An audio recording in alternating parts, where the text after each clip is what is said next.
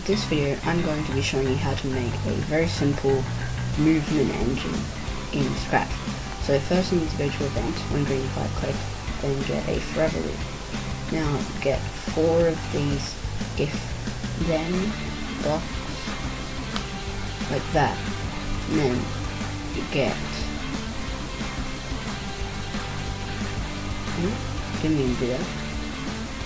Get 4 of these if that key is pressed. Make it up, down, left or right, whatever keys you want.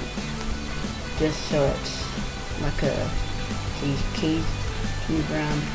And then do point in direction, and then get all 4 of these. And then make this one 0 because it's the top. 180.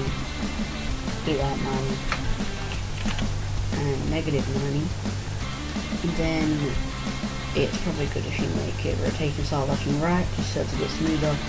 And then you do move 10 steps, move 10 steps, move 10 steps, and move 10 steps. You can make it as many steps as you want.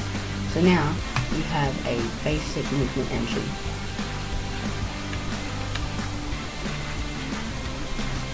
Bye.